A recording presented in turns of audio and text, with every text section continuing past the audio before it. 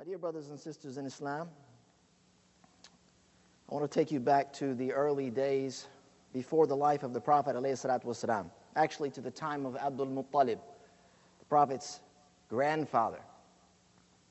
And as the story goes, during this time, or around this time, Yemen was ousted, if you will, or the rulers of Yemen, they were ousted by the Abyssinians.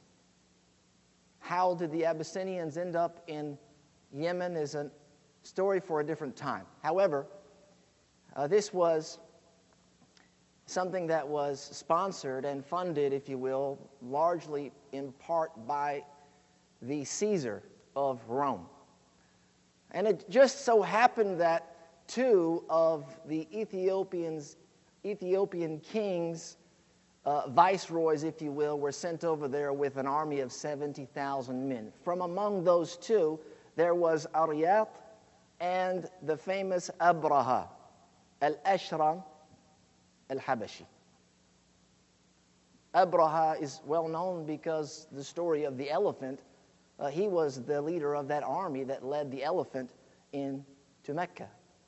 Al-Ashram is, I guess, a word used in his name to describe his face.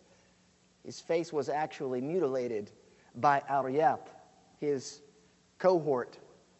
Abraha did not agree all the time with his cohort or his co-worker, and one day they had a dispute. Aryat actually threw a spear into his face, tearing it in half.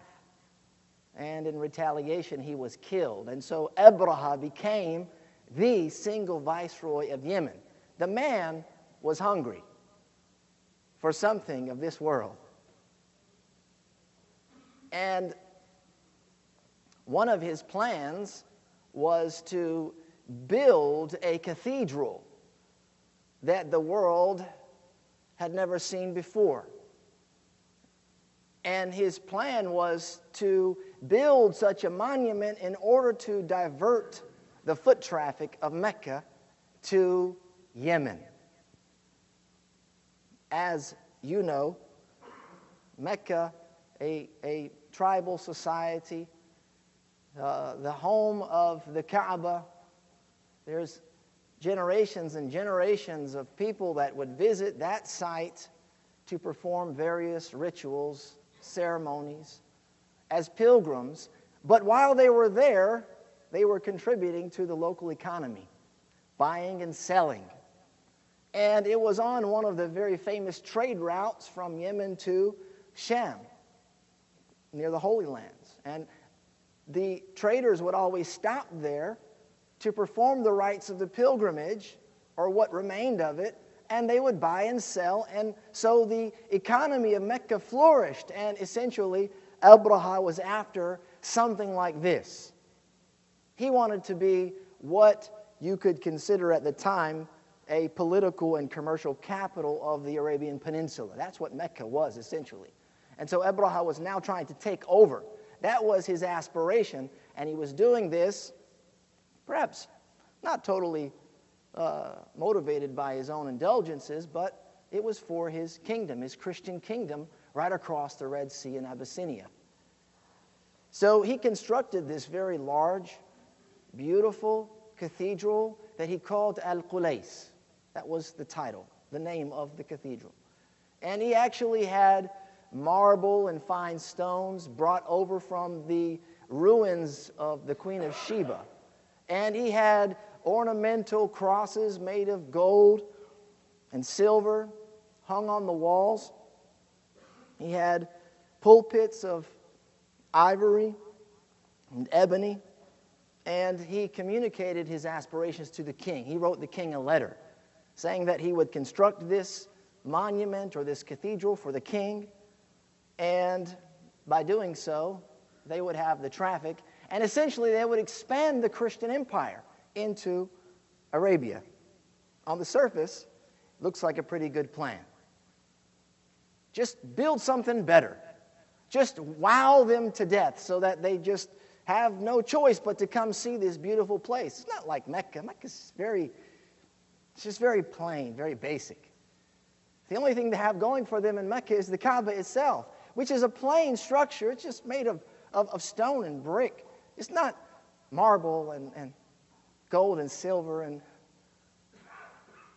such. And when the plan became public, it didn't sit very well with the Arab. The Kaaba is just a very special place. Even though many of them were idolaters, they did acknowledge it as the house of Allah, being built by Ibrahim and his son. And it's a place that they were dedicated to. And so for someone to step on the scene to compete with them in such a way, many of them, they were not going to sit idly by and watch it possibly happen.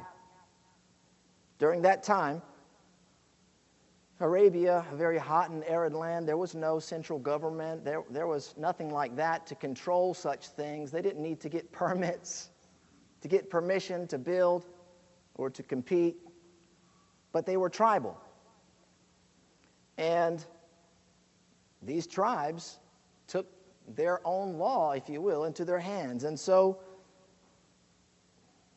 as a sign of protest, one of the Arab tribes, known as Al-Kinana, one of their tribesmen, entered the church one night, the cathedral, and relieved himself in the church to defile that place, to let Abraha know that this was not a sanctuary. This was not a holy place.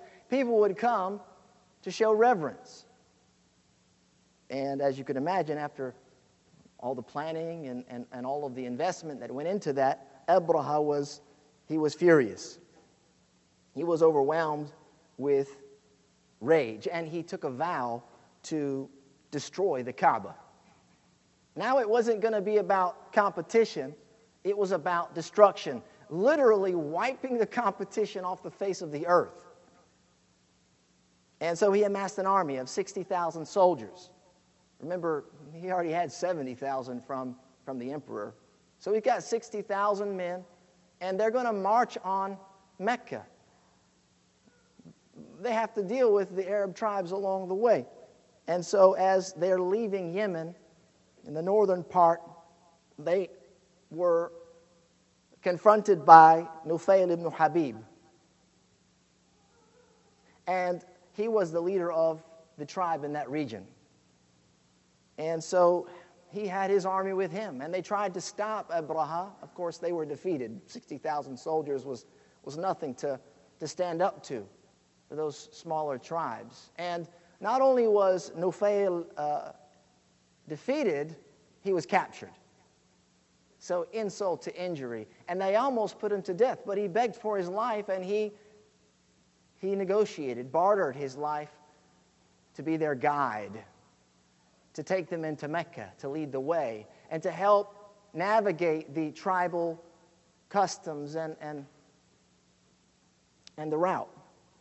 And so they continued on down the road, and they eventually got to Ta'if. Many of you know Ta'if in Saudi Arabia, the story of Ta'if having expelled the Prophet ﷺ. That people of Ta'if, at the time, now it's very different, of course, alhamdulillah, but during that time there's a history of Ta'if as well. As you know, they expelled the Prophet ﷺ when he was at his lowest moment in Mecca, looking for help and support to call people to Allah. And at this time, as Abraha is approaching Ta'if, they don't go out there to say, stop, what are you doing? Not our Kaaba. They say, keep it moving down the road. Mecca is that way. They're protecting their shrine of Allat, who is their goddess that they worshipped. And they venerated that shrine almost as much as they did the Kaaba. So they eased them on down the road towards Mecca. Eventually they stopped at a little area called Al-Mughammis. This is just outside of Mecca. They stopped there to gather their soldiers and to prepare to march on the city. And of course, Abraha was not looking to go to war. He just wanted to destroy the house. And so he sent a detachment forward to clear the road for his soldiers and his elephants, as is very well known in this story. And so this detachment goes out, and this is kind of out in the open, the countryside, and they kind of run away anyone that was there, and they also capture whatever they could. And among what they captured was the 200 camels of Abdul Muttalib. This is a big deal, 200 camels. You can imagine a car lot of 200 or 300 cars, and you just go and stake your claim. Abdul Muttalib, of course, not very happy with that. And he sent word into the city looking for the leader to let them know that he wasn't there for bloodshed. And that if everyone got out of the way, they would destroy the Kaaba, and then they would turn back southward to Yemen and go home. The Quraysh, they of course knew what was imminent, which would be defeat. They held a war council anyway and decided that best thing to do would be to evacuate the city and head for the hills to save their lives. There's nothing that they could do. And at this point, Abraha, he called for Abdul Muttalib. Abdul Muttalib, he went to meet with Abraha and to discuss what was going to happen. And it was said that Abraha was so impressed with Abdul Muttalib.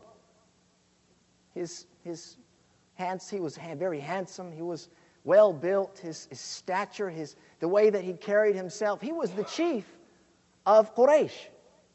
Abdul Muttalib was the leader and elder, the tribal elder of his people. He was a statesman.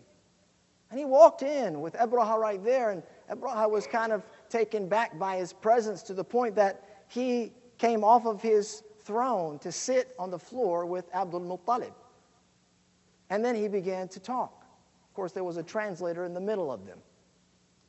And he told Abdul Muttalib what the plan was. We're coming to destroy the Kaaba. Abdul Muttalib, he said, look, all I want is my 200 camels.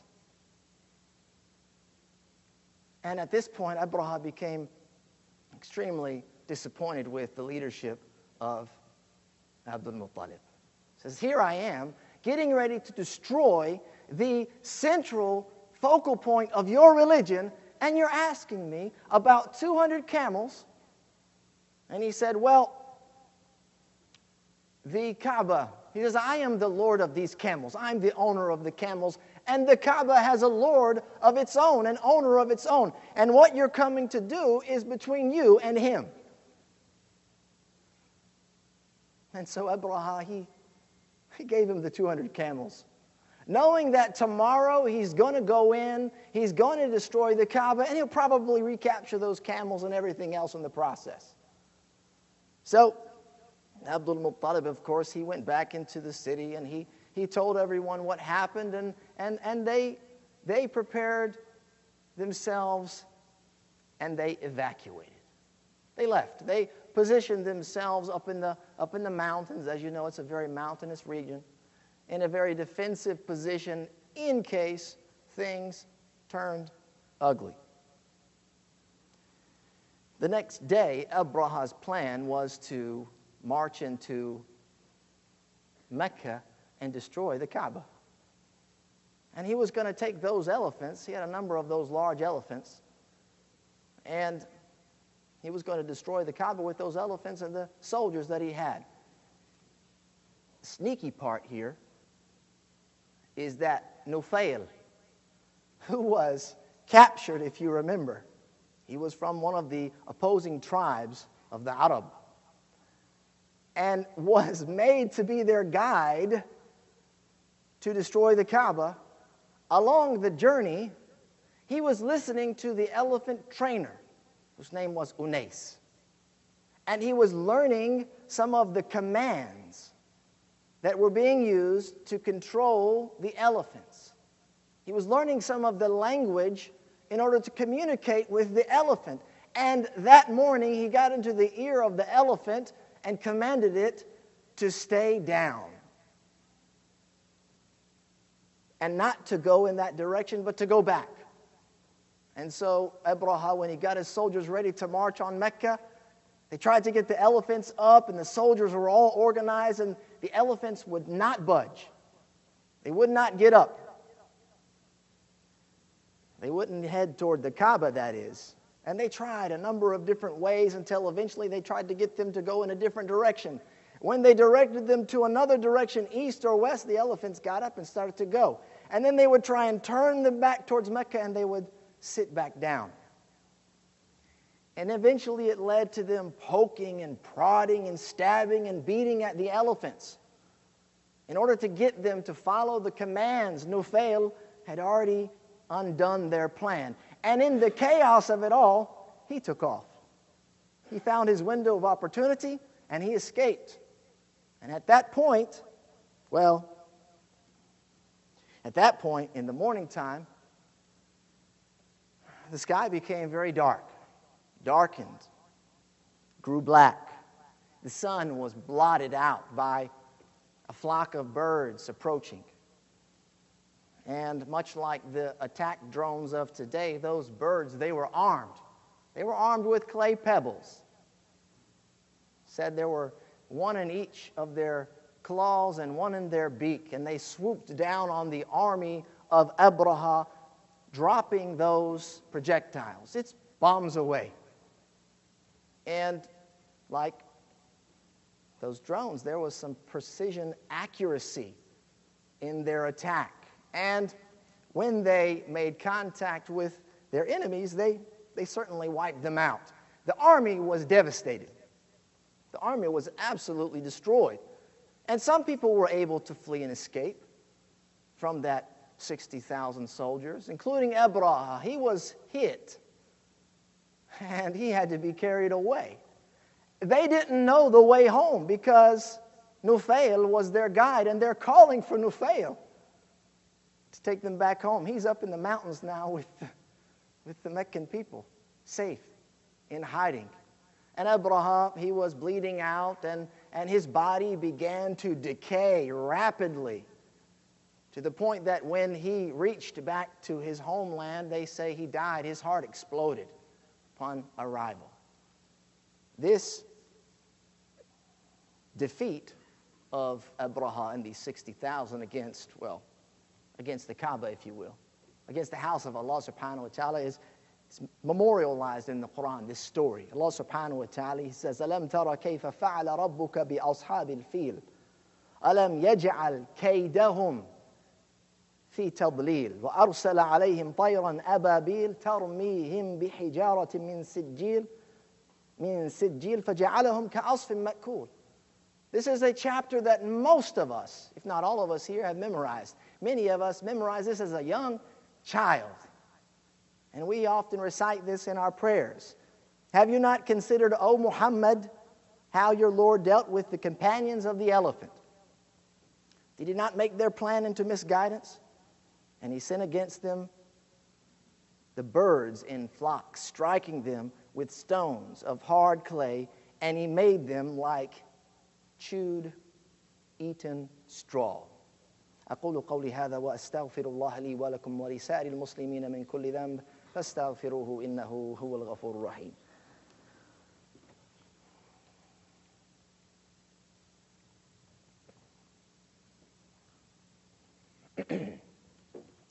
بسم الله الحمد لله حمدا كثيرا طيبا مباركا فيه كما يحب ربنا ويرضاه ونصلي ونسلم على نبينا محمد وعلى آله وأصحابه ومن تبعهم بإحسان إلى يوم الدين. Allah subhanahu wa ta'ala says in the Quran, لَقَدْ كَانَ فِي قَصَصِهِمْ إِبْرَةٌ لِأُولِي الْأَلْبَابِ ما كان حديثا يفترى ولكن تصديق الذي بين يديه وتفصيل كل شيء هدى ورحمة لقوم يؤمنون. He says there was certainly in their stories a lesson for those of understanding. The stories of the Quran, they are amazing stories. And as amazing as they are, there are amazing lessons to be learned. Never was the Quran a narration invented, but a confirmation of what was before it and a detailed explanation of all things and guidance and mercy for a people who believe. I don't just tell you this story as an amazing occurrence or an entertaining story, but there's a lesson that I want to draw your attention to today, and that is the importance of having a strategy. The importance of a strategy, whether that's in your personal growth or development, your business, whatever. It's important to strategize, to think critically, to think about the future and where it is that you want to be. Think about your aspirations and goals and how you can achieve them. You can see a lot of strategies at work here in this story.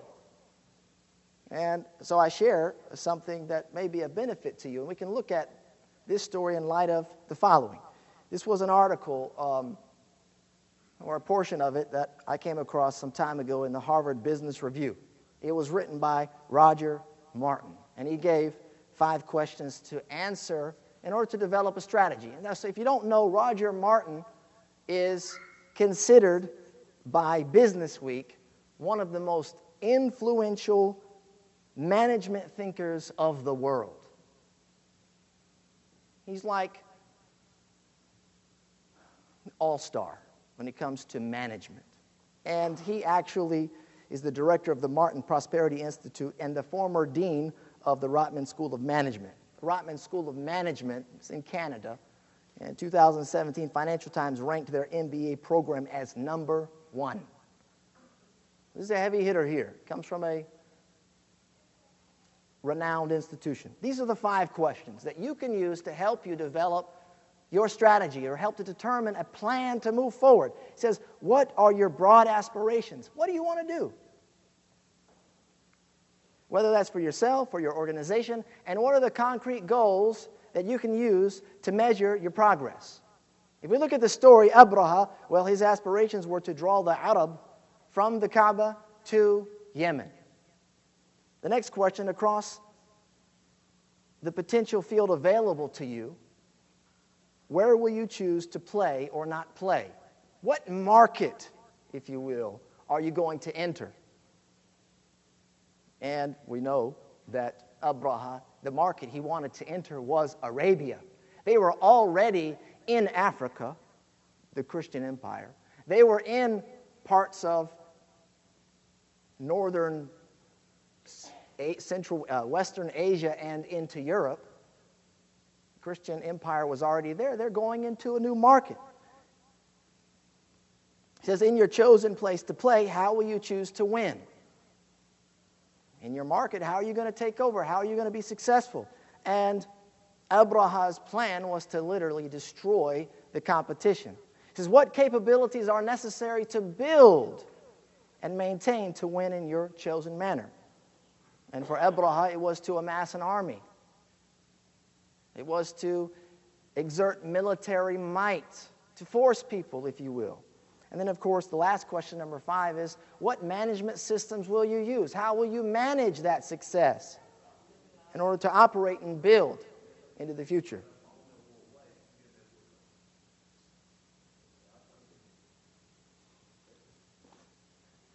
Abraha, he chose military tactics and might. And I'm sure that if we were to look into it with more information, we could probably analyze the strategy of Abraha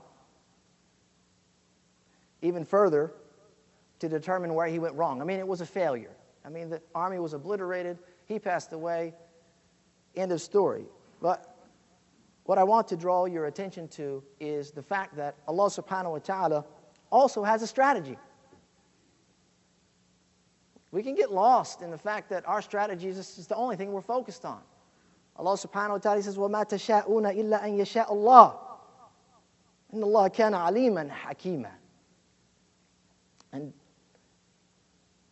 you do not will, وَمَا تَشَاءُونَ, you do not will or desire or strategize or plan or whatever it may be, except that Allah subhanahu wa ta'ala wills. It will not occur unless it is by the favor and grace of Allah subhanahu wa ta'ala. Indeed, Allah is ever-knowing and wise. Nothing can supersede the plan or the strategy of Allah the Almighty.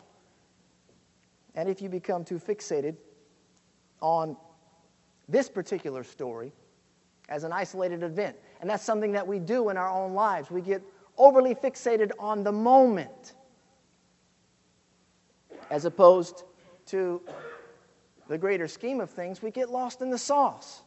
We don't know what's going on, and it becomes very difficult to operate and to cope with success or especially with loss. This whole occurrence with Abraha, or the story of the elephant, in the grand scheme of things, it wasn't about Abraha. This story wasn't about the elephant. It wasn't about Abdul Muttalib. It wasn't even about the Kaaba specifically. The story in the grand scheme of things was about the Prophet Muhammad sallallahu alayhi wasallam. It was about setting up his field of play, as mentioned in those 5 questions, so that he could emerge as a leader from his people in order to successfully deliver Allah's message. This was just one piece, one part of a divine strategy. Think about it for a minute, the world at that time, and what the field looked like for Arabia. I mean, it was an open market, really. Arabia had no central government, which meant that religion was not controlled by states like Persia or Rome. A free market for faith. And they didn't have a single religion that was a part of their culture. They were divided there. Different gods, so many different gods. And it was also very tribal. The Quraysh, of course, they were the recognized leaders. And then the sub-tribes of the Quraysh, they would be able to protect the Prophet sallallahu alaihi wasallam, not a foreigner like Abraha. Arabia was, of course, in a very central location in the middle of the known world at the time. And so, if you wanted to expand outward, you're in a great place. They were also not in a very sophisticated society. They were not exposed to a lot of the philosophies of the world, etc. And then, of course, the Arabic language was very rich, very powerful, and had the potential to unite the Arab together. You couldn't really ask for much more than that to prepare the Prophet ﷺ. But there was a piece of the puzzle missing for the successful leader of the Prophet ﷺ. The Quraysh, as I mentioned, they were recognized as the tribal leaders. They were the leaders of the Arab at the time. They were recognized as authorities and the caretakers of Mecca. But within the Qurayshi tribe, there was infighting. Abdul Muttalib himself had to go through a great deal to become the chief. He had to overcome all of the internal fighting and factions within the Qurayshi tribe to get to where he was as the chief. Something had to happen here internally, for the Arab in particular. Something out of the ordinary had to happen in order to set the Prophet apart from all the other Arab. And that something is found in this story of Abraha. And it's a prayer. One prayer changed the game. So, a part of that story, after Abraha and Abdul Muttalib meet, and Abdul Muttalib goes back into the city and tells everyone to head for the hills, he grabs a couple of the men there, and he goes back to the Kaaba one last time. And he goes there to pray. He goes to the Kaaba, he grabs onto the ring of the door, something that you may see similar still there today. And he begins to pray to Allah. Right? Even though they were pagans in their doctrine and their religion, they acknowledged that Allah subhanahu wa ta'ala was supreme. And so he says, "Oh Allah, your worshipers protect their homes. So you protect this building. Do not let their cross and their power vanquish yours tomorrow. But if you should let them have our qibla for nothing, then it is as you have decreed." This prayer was answered by Allah subhanahu wa ta'ala. And of course, the armies were destroyed, as you know. Not only was Abraha humiliated and died, the Kaaba remained untouched. They didn't even get into the city. Abdul Muttalib kept his 200 camels. And now, greater than ever before, the Hashemites were recognized as the people of God, because it was Abdul Muttalib's prayer, witnessed by the Qurayshi men, that was answered. A divine appointment, if you will.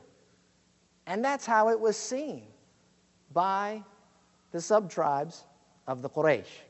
This was the divine authority that the Prophet ﷺ would need to emerge from his own people to deliver the message of faith. This was a part of this divine strategy. The significance of this event is not simply a marker for the Prophet's birthday. He was born when? Am al-Fil.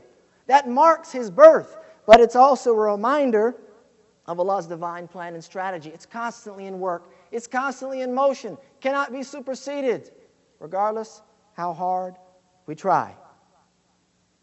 And for us, it's also a great reminder that Allah subhanahu wa ta'ala controls the outcome of our action, controls the end of our plan and strategy. And we must be faithful enough to surrender to that when it happens.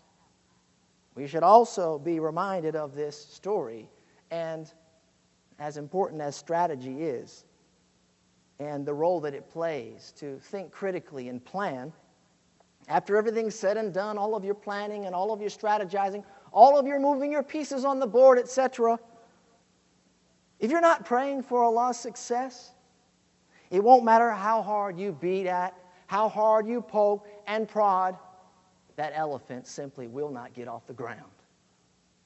We ask that Allah subhanahu wa ta'ala grant us success in this life and in the next, and guide our hearts to that which He loves and is pleased with. وصلى الله وسلم على نبينا محمد وآخر دعوانا الحمد لله رب العالمين وأقم الصلاة.